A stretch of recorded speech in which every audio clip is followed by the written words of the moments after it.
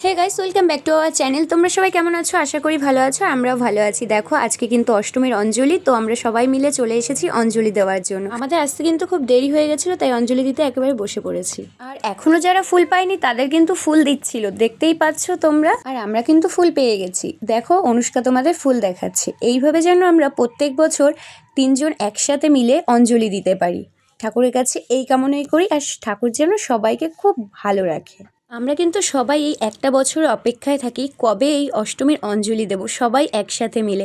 দেখো, আমাদের কিন্তু অঞ্জলি দেওয়া হয়ে গেছে। এখন সবার কপালে যজ্ঞের ফোঁটা লাগাবে, তাই সবাই ভিড় করে দাঁড়িয়ে আছে। আমরাও এই ভিড়ে লাইনে দাঁড়িয়েছিলাম যজ্ঞের ফোঁটা নেওয়ার জন্য।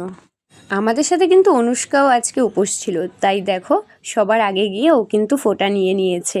আর নিয়ে দক্ষিণা দিয়ে ওখান থেকে চলে এসেছে। আমাকে বলছে, মাম্মাম তুমি যাও এবার। এবার আমি গিয়েও দক্ষিণা দিয়ে দেখো মাকে একটু প্রণাম করে নিলাম, আর যজ্ঞের ফোঁটা নেওয়ার জন্য দাঁড়িয়েছিলাম। এবার বাড়ি গিয়ে তোমাদের সাথে আবার কথা বলছি। ওখান থেকে আসার সময় কিন্তু যারা যারা অঞ্জলি দিয়েছে সবার জন্য খাবার দিয়ে খাওয়া প্রায় শেষ হয়ে গেছে। এখন মনে পড়েছে ভিডিও করতে হবে। দেখো, আমাদের কিন্তু ফ্রাইড রাইস আর আলুর দম দিয়ে দিয়েছিল। এখানে কিন্তু আমাকে খাইয়ে দিচ্ছিল আর আমি কিন্তু ভিডিও নিচ্ছিলাম। অনুষ্কা দেখো কি করছে। আর খাওয়া শেষ হওয়ার পরে আমার মনে পড়েছে আমি ভিডিও করছিলাম, কি আর বলবো। তো খুব ভালো হয়েছে। কেমন হয়েছে বাবাই? আমরা কিন্তু চলে এসেছি আবার পুজো মণ্ডপে।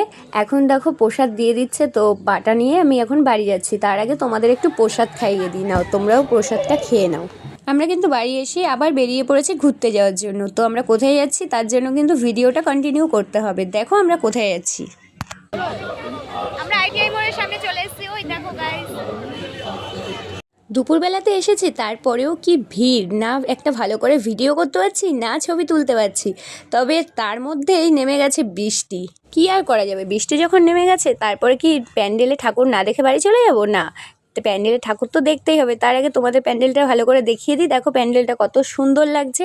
এখানে কিন্তু অনুষ্কা দাঁড়িয়ে বলছিল ছবি তুলবে, কিন্তু ছবি তুলতে পারেনি অনুষ্কা। আর অনুষ্কার বাবা দৌড় মেরে প্যান্ডেলের ভেতরে ঢুকে গেছে, যেহেতু বৃষ্টি পড়ছিল। আর এখানে দেখো বৃষ্টির মধ্যেই সবাই ছবি তুলছিল, আর আমিও বৃষ্টির মধ্যে ভিডিও করেই যাচ্ছি। ওর বাবা বারবার ডাকছে যে চলে আসো, বৃষ্টিতে ভিজো না। আমি বলছি না, বৃষ্টিতে ভিজবো আর ভিডিওও করব। সবাই কি সুন্দর বৃষ্টিতে ভিজে ভিডিও করছে দেখো। সব দৌড়োদৌড়ি করে কিন্তু এখন প্যান্ডেলের ভেতরে ঢুকছে।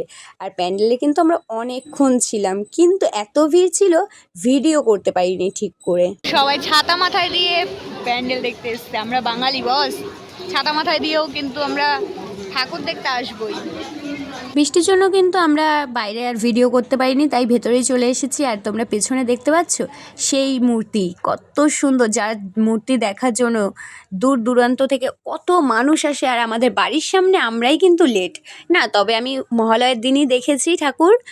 হ্যাঁ, লাইটিং দেখা হয়নি, আজকে রাতে এসে লাইটিং কিন্তু দেখে যাব। আর মূর্তিটা দেখো কত সুন্দর লাগছে। আর জাস্ট ওয়াও, কাজগুলো দেখে বুঝতে পারছো কতটা ভালো নিখুঁত কাজ। আর তোমরা ভেতরে ভিড়টা দেখে বুঝতে পারবে না যে এখন রাতের বেলা না দুপুরবেলা এসেছি আমরা ঠাকুর দেখতে। প্রতি বছর কিন্তু লুমিনাস ক্লাবের তরফ থেকে এত সুন্দর সুন্দর প্যান্ডেল করে, যেটা তুলে ধরারই মতো। মায়ের মুখ দেখলে তো চোখ জুড়িয়েই যায়, কত গয়না পরিয়েছে দেখো। তেমন একটা কিন্তু ভিড় নেই, তবে বাঁশি দিয়ে কান একেবারে খেয়ে ফেললো। মানে রাতে আসলে তো মানে এক সেকেন্ড দাঁড়ানোর কোনো কথাই হবে না। আর দিনের বেলা আসলেও কিন্তু 1-2 মিনিটের বেশি তোমাদের দাঁড়াতে দেবে না। কি আর করা যাবে, সবাই তো দেখবে, তার জন্য চলে যেতে হলো এখান থেকে। আর এখানে কিন্তু পুলিশটা বারবার বলছিল আর ভিডিও করতে হবে না। ওখান থেকে বেরিয়ে কিন্তু আমরা চলে এসেছিলাম বোট পার্কে। আর বোট পার্কের প্যান্ডেলটা কিন্তু প্রতি বছর খুব সুন্দর করে, এবারও সুন্দর করেছে, তবে ছোট করেছে। প্রত্যেক বছর কিন্তু খুব বড় করে। চলো প্যান্ডেলের ভেতরে ঢোকা যাক। আর এখানে এসেই অনুষ্কা কিন্তু নমস্কার দিয়ে নিচ্ছিল, আর এখানে দেখো ওকে প্রসাদ দিচ্ছিল। ওকে কিন্তু ছোট্ট দুর্গা বললো। সত্যি কথা বলতে প্রতিটা মেয়ের মধ্যেই কিন্তু দুর্গা থাকে, তার জন্যই ওকে ছোট্ট দুর্গা বলা হলো। আর আমি কিন্তু চলে এসেছিলাম কল্যাণী সেন্ট্রাল পার্কে। আর এখানে প্যান্ডেলটা এত সুন্দর লাগছে, পুরো রাজবাড়ি। আর এখানে সেলফি জোন খুব সুন্দর করেছিল। তোমরা যারা কল্যাণী ঠাকুর দেখতে আসছো তারা কিন্তু কল্যাণী সেন্ট্রাল পার্কে ঠাকুরটা সত্যি দেখো, খুব দারুণ হয়েছে, না হলে কিন্তু মিস করে যাবে না দেখলে। সারাদিন অনেক ঘোরাঘুরি করে ফেললাম, তো রাতে আবার বেরোতে হবে, তার জন্য ভিডিওটা আজকে এই পর্যন্তই। এখন আমরা বাড়ি যাব, দেখা হবে নেক্সট ভিডিওতে। ভালো থেকো, সুস্থ থেকো, লাভ ইউ, টাটা বাই।